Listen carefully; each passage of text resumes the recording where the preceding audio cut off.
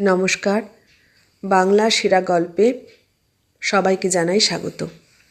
শুরু করছি আজকের গল্প। আজ পড়ে শোনাব নরেন্দ্রনাথ মিত্রের লেখা গল্প বীত শোক।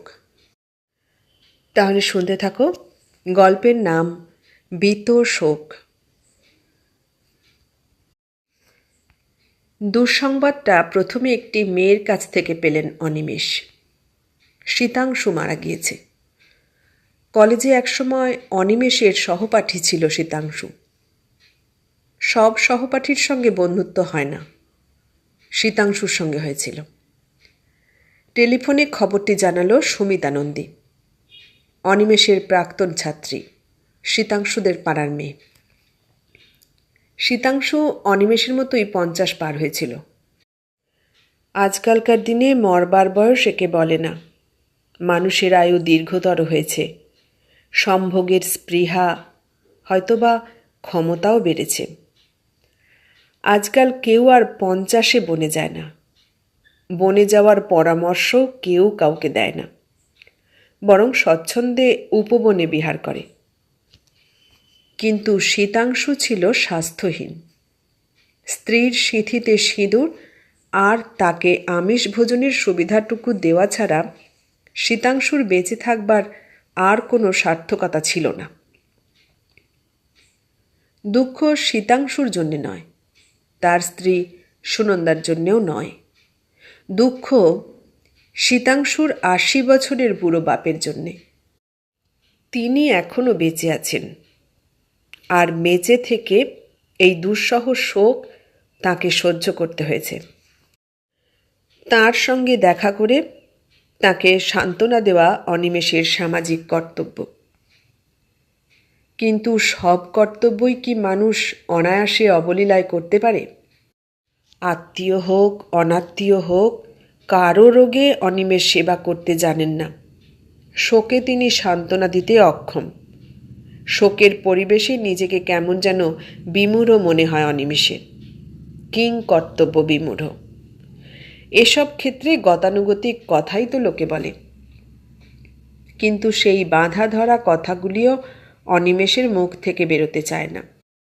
নিজেরই কেমন যেন অস্বস্তি লাগে। তাই তিনি যথাসম্ভব এইসব আনুষ্ঠানিকতা এড়িয়ে চলেন। কেউ কেউ হয়তো অন্যরকম মনে করে, তাদের দোষ নেই। শুধু স্বভাবের ভীরুতাই নয়, অনিমেষের হাতেও প্রচুর কাজ জমেছে।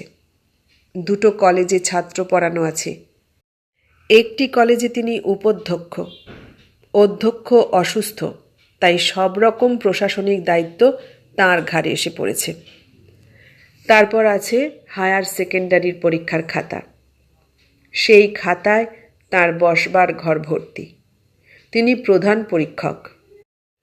অপ্রধান যারা আছেন তাদের বৈঠক নিয়মিতভাবে অনিমেষের ঘরেই বসে। এখন অতিথি সমাগম, বন্ধু সমাগম প্রায় বন্ধ হবার জো হয়েছে। তার বদলে আসেন পরীক্ষকরা। অনিমাকে তাদের অভ্যর্থনা করতে হয়। সহধর্মিণী কর্তব্য স্মরণ করিয়ে দিলেন অনিমেষকে। কই গেলে না শীতাংশুবাবুদের বাড়ি? অনিমেষ বললেন, হ্যাঁ যাব। যাব করছো তো সেই কবে থেকে। যাও একবার। আমি তো কোথাও নড়তে পারবো না, তোমার ঘর পাহারার জন্যেই আছি। অনিমেষ হেসে বললেন, থাকবেই তো, তুমি ঘরও নিজে। এমন কিছু বেশি দূর নয়, গোয়া বাগান থেকে এনটালির আনন্দপালিত রোড। তবু সময় করে যেতে যেতে অনিমেষের সপ্তাহখানেক কেটে গেল। তারপর মরিয়া হয়ে একদিন শৈলেশবাবুর ডিসপেন্সারিতে গিয়ে পৌঁছলেন। তখন বেলা 11টা। বৈশাখ মাসের খর রোদে সারা শহর ঝলসাচ্ছে। ডিসপেন্সারিতে শৈলেশ্বর একাই বসেছিলেন। টেবিলের ওপর 2খানি পা তোলা, মাথাটি চেয়ারে হেলানো, চোখ দুটি বোজা। মনে হচ্ছে যেন ঘুমোচ্ছেন। মাথার বেশিরভাগ জুড়েই টাক। চুল যা আছে সব সাদা, শীর্ণ অঙ্গ প্রত্যঙ্গ। 80 বছর বয়সে শরীরের কী বা থাকে। তবু এই দীর্ঘাঙ্গ পুরুষটি যে একসময় বেশ স্বাস্থ্যবান ও পরম সুপুরুষ ছিলেন তা তো অনিমেষ নিজের চোখেই দেখেছে। জীর্ণ দেহাধার এখনও সেই রূপের সাক্ষ্য বহন করে। একটি সুরম্য প্রাসাদের ধ্বংসাবশেষ অতীতের ঐশ্বর্যের স্মৃতি আঁকড়ে ধরে রয়েছে। ঘর আজ জনবিরল। আগেকার দিনে রোগীর ভিড়ে ডাক্তারের সঙ্গে কথা বলার সুযোগ থাকত না। এখন আর সেই অসুবিধে নেই। এর আগে শৈলেশ্বরের সম্পদের দিনগুলি দেখেছেন অনিমেষ। তাঁর খ্যাতি, বিত্ত, প্রতিপত্তি, গাড়ি বাড়ি, বাগান বাড়ি আজ জীর্ণ দেহের মতো সামান্যই অবশিষ্ট আছে। কজনের দীর্ঘজীবন সব বৈভব সঙ্গে নিয়ে চলতে পারে। কেমন আছেন? কুশল প্রশ্নটুকু অনিমেষের নিজের আগমন বার্তা ঘোষণার জন্যে। শৈলেশ্বর চোখ তুলে তাকালেন। টেবিল থেকে পা নামিয়ে চেয়ারের ওপর সোজা হয়ে বসলেন। একটু হেসে বললেন, এসো এসো। অনিমেষ লক্ষ্য করলেন শৈলেশ্বর আজ দাঁত পড়েননি। দাঁত ছাড়া তাকে বড় একটা দেখা যেত না, বাড়ির বাইরে তো নয়ই। ডাক্তারবাবুর মুখে দুপাটি দাঁতই সেট করে গিয়েছিল, কৃত্রিম বলে মনে হতো না। এখন দাঁত ছাড়া ভারী খারাপ দেখাচ্ছে ওকে। মুখ নেই, শুধু মুখগহ্বর। মৃত্যু শোকে সান্ত্বনা দিতে এসেছেন অনিমেষ। তার মনে হলো জরার জন্যেও সান্ত্বনা দরকার, জরা মৃত্যুরও বাড়া। শৈলেশ্বর বললেন, তুমি এবার অনেক দিন বাদে এলে। অনিমেষ কৈফিয়তের সুরে বললেন, আসবো আসবো অনেক দিন ধরে ভাবছি, কিন্তু কাজকর্ম, নানা ঝামেলা। শৈলেশ্বর বললেন, কাজ তো করতেই হবে।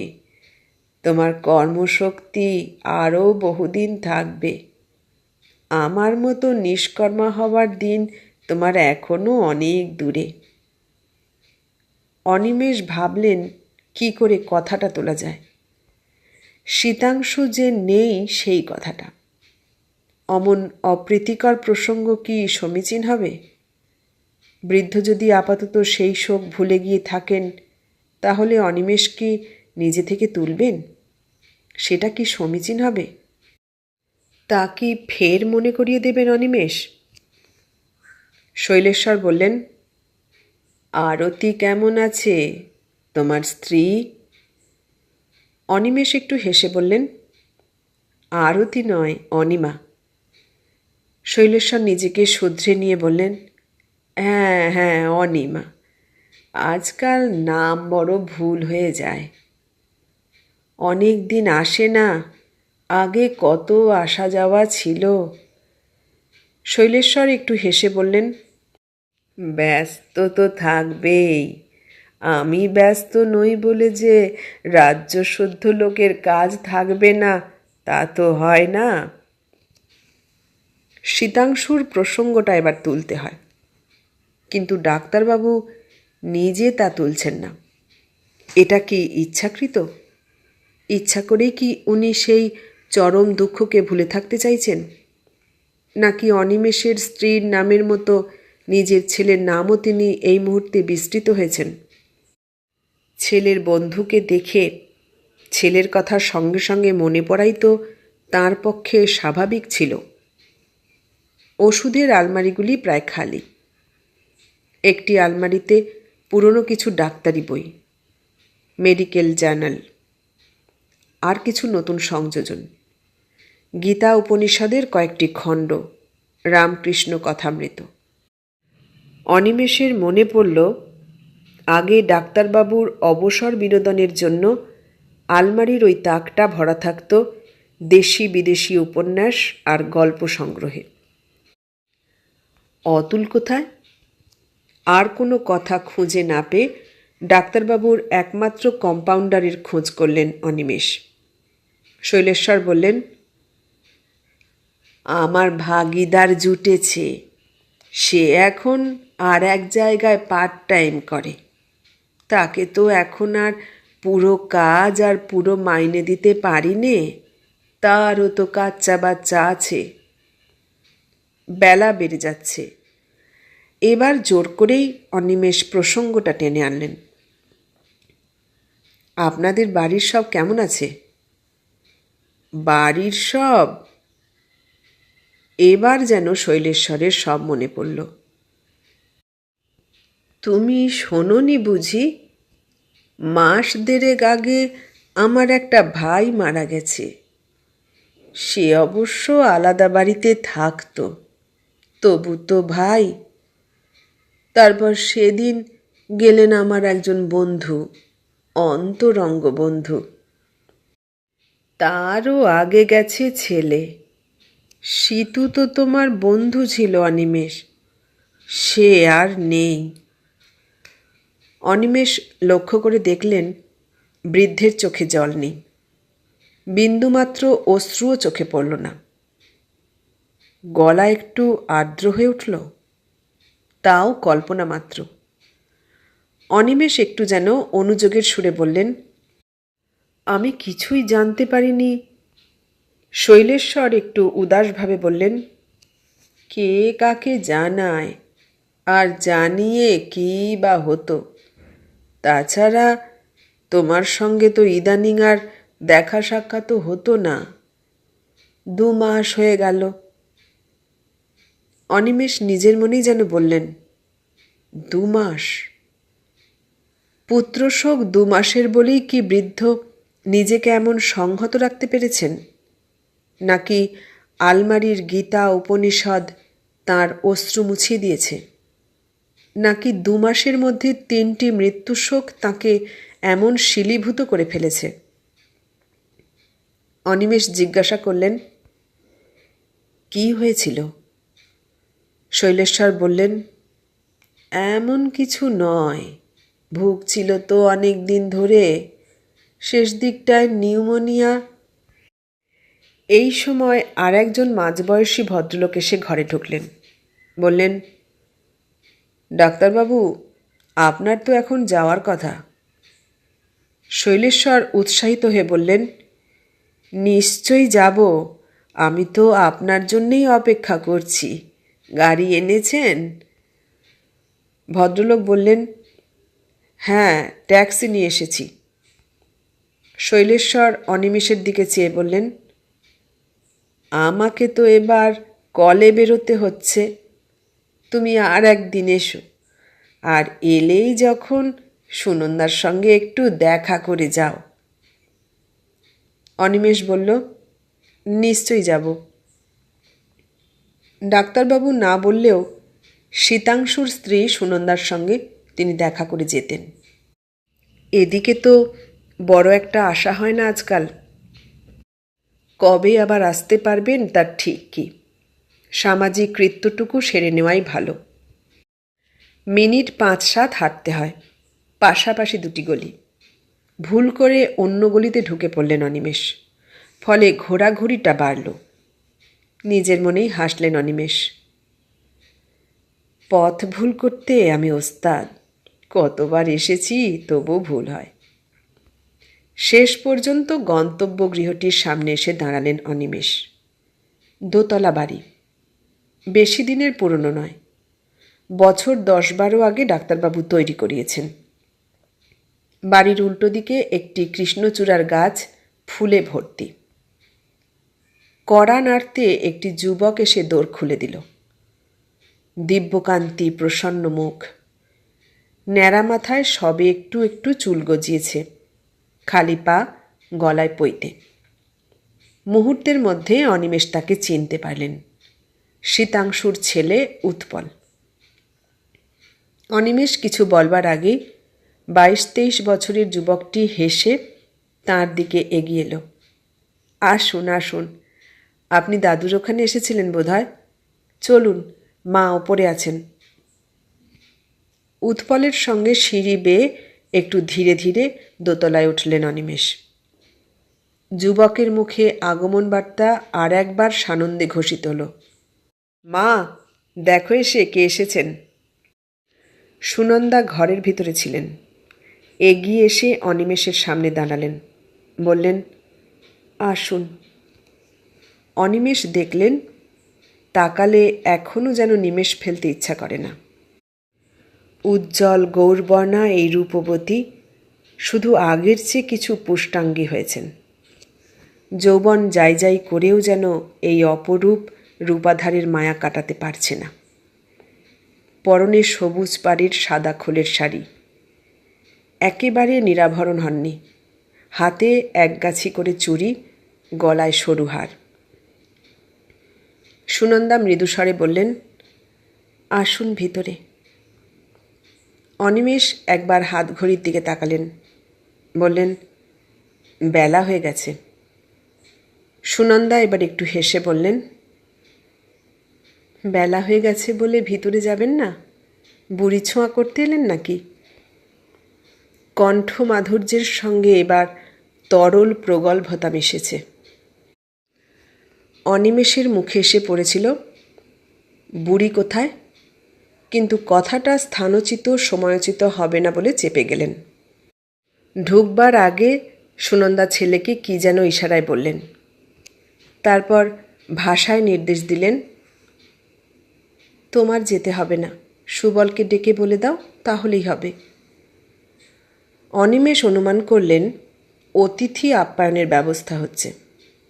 একটু বাধা দিয়ে বললেন, আবার কোথায় কাকে পাঠাচ্ছেন?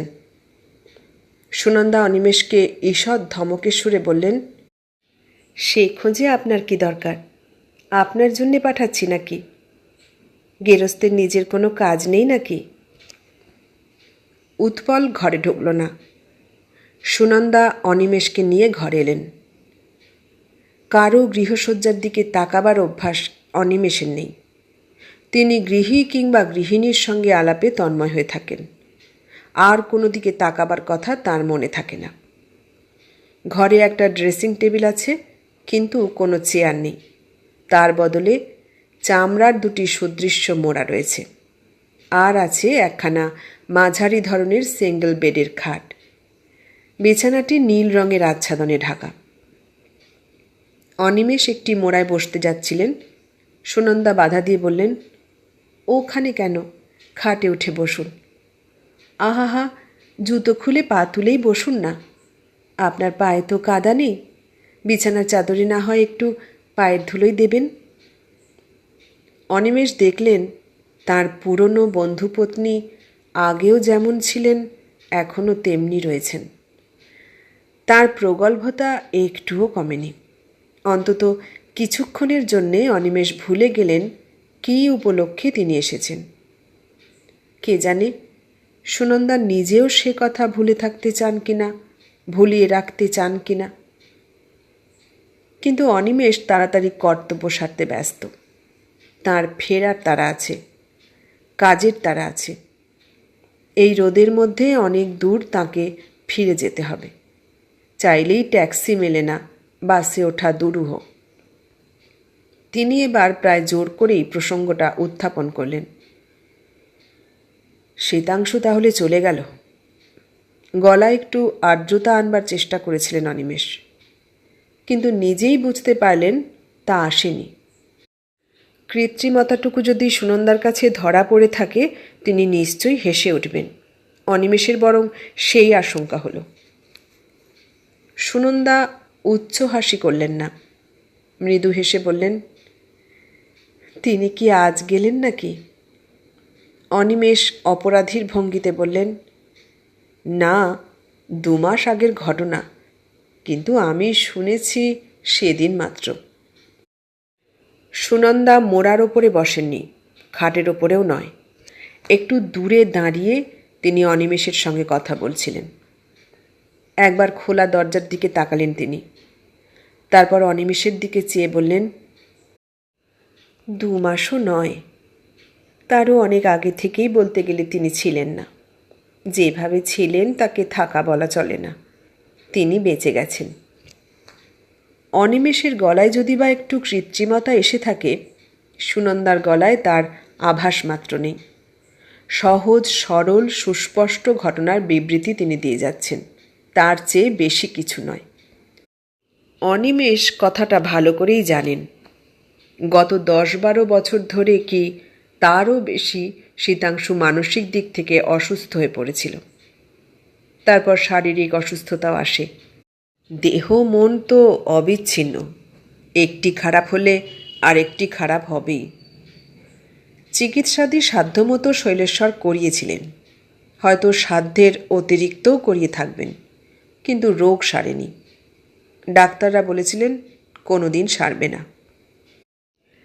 শীতাংশু কোনোদিন ভায়োলেন্ট হয়নি, যদি বা কচিত কখনো হয়ে থাকে অনিমেষ তা জানেন না।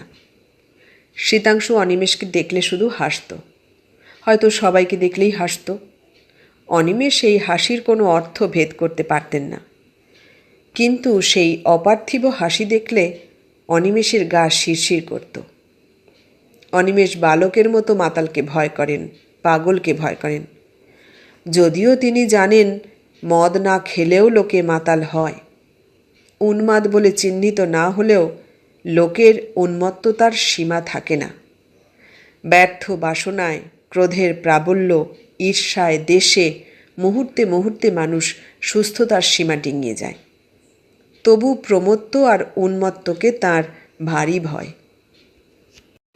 এরই মধ্যে সুবল প্লেট ভর্তি মিষ্টি নিয়ে এসেছে। বেঁটে খাটো স্বাস্থ্যবান চেহারা, দেখলেই বোঝা যায় কাজের ছেলে। সুবল বলল, মা, কোথায় রাখব? সুনন্দা বললেন, আমার কপালে। তারপর তার হাত থেকে মিষ্টির প্লেট আর জলের গ্লাসটি নিয়ে অনিমেষের দিকে একটু এগিয়ে গিয়ে বললেন, নিন। অনিমেষ হাত বাড়ালেন না, শুধু হেসে বললেন, কি সর্বনাশ, এসব কে খাবে? কেন, আপনি? অনিমেষ বললেন, আমার মিষ্টি খাওয়া বারণ। কে বারণ করেছে? ডাক্তার। কোন রোগের ডাক্তার? হৃদরোগের। সুনন্দা হেসে বললেন, ও রোগ কি আপনার এই নতুন হলো নাকি? অনিমেষ এ কথার কোনো জবাব দিলেন না। সুনন্দা বললেন, খান খান, সব না পারেন একটি দুটি নিন। একটি মিষ্টি খেলে আর মারা যাবেন না, আর যদি জানি যাবেন। একটি নিষিদ্ধ সন্দেশ শেষ পর্যন্ত তুলে নিলেন অনিমেষ। এক হাতে প্লেট আর এক হাতে জলের গ্লাস ধরে রয়েছেন সুনন্দা। একটু হেসে বললেন, আমাকে একটি টিপয় ভেবে আপনি দেখি একেবারে ঠোঁটো জগন্নাথ হয়ে রইলেন। এমন টিপয় দেখেছেন কখনো? অনিমেষ স্বীকার করে বললেন, না, দেখিনি। তাহলে দেখুন, এবার দয়া করে জলের গ্লাসটি নিন। তারপর দোরের দিকে পিছন ফিরে তাকিয়ে ডাকলেন, বাবা সুবল, এবার তোয়ালেখানা নিয়ে এসো। জল খাওয়া হয়ে গেলে গ্লাসটি আর প্লেটখানা সুবলের হাতে ফেরত দিয়ে সুনন্দা বললেন, আপনাকে মিষ্টি খাওয়াচ্ছিলাম কেন জানেন? অনেক সময় সংক্ষিপ্ত জবাবে নিরাপদ। অনিমেষ মাথা নেড়ে বললেন, না। সুনন্দা বললেন, এখানে আসবার আগে আপনি নিশ্চয়ই আমার শ্বশুরের ওখানে গিয়েছিলেন। তার কাছে অনেক অশুভ সংবাদ পেয়েছেন। কোনো শুভ সংবাদ তিনি শুনিয়েছেন কি? তাঁর যা ভুলো মন। অনিমেষ বললেন, না, তেমন কিছু তো শুনিনি। সুনন্দা বললেন, তাহলে শুনুন, আপনাকে একটা সুখ সংবাদ দিচ্ছি। কমলবাবু বিয়ে করেছেন। কোন কমলবাবু? আপনি তো আসা যাওয়া ছেড়ে দিয়েছেন, তাই সব ভুলে গেছেন। নাকি আমার শ্বশুরের হাওয়া লেগেছে গায়ে? 15-20 বছর ধরে তার সঙ্গেই তো আপনার বন্ধুত্ব জমে উঠেছে। কমল, তাকে আপনি ভালো করেই চেনেন। আমার দেওর হয় সম্পর্কে। যখন আসা যাওয়া ছিল আপনি তার সঙ্গে তাস টাস খেলেছেন, অনেকবার হেরেও গেছেন। সেই কমলের এবার বিয়ে দিলাম। শ্রীমানের বয়স এখন 45। অনিমেষ বললেন, আর শ্রীমতীর? তারও গোটা 35 হবে। কমলের একটু কম বয়সের দিকে ঝোঁক ছিল। আমি তাকে নিষেধ করেছি, অমন কাজও করো না, বিপদে পড়বে। অফিস আদালত সব বাদ পড়বে, বউ আগলে বসে থাকতে হবে রাত দিন। কেমন বউ হয়েছে? সুন্দর বউ। আপনার চেয়েও সুন্দর? সুনন্দা বললেন, তা কেন হতে যাবে? আমি কি সব ব্যাপারেই হারব নাকি? আমার চেয়ে সুন্দর নয়, তবে আমার চেয়ে ঢের ঢের বিদুষী। অনিমেষ বললেন, বিদ্যায় আপনি কি কিছু কম যান নাকি? সুনন্দা বললেন, নিশ্চয়ই চুরিবিদ্যার কথা বলছেন। এবার অনিমেষ উঠে দাঁড়ালেন। আর দেরি করা চলে না, বেলা প্রায় 12:30।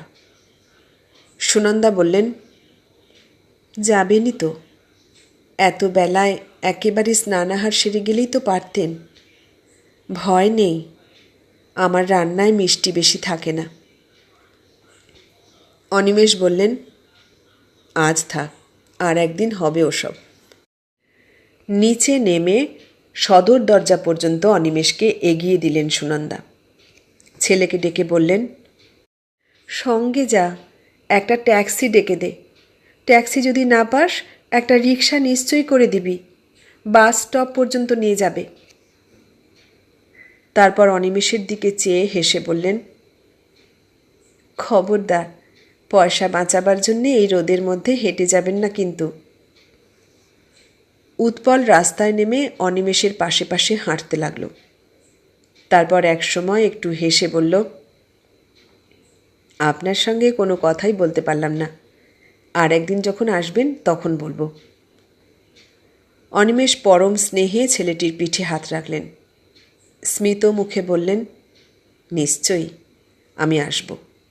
তুমিও তো যেতে পারো, আমার ঠিকানা জানা আছে তো? উৎপল বলল, দাদুর কাছে চাইলেই তো পাবো। তা পাবে। কয়েক হাত দূরে একটা রিক্সাওয়ালা খালি একখানা রিক্সা নিয়ে ধীরে ধীরে হাঁটছিল। উৎপল দ্রুত পায়ে গিয়ে তাকে ধরল।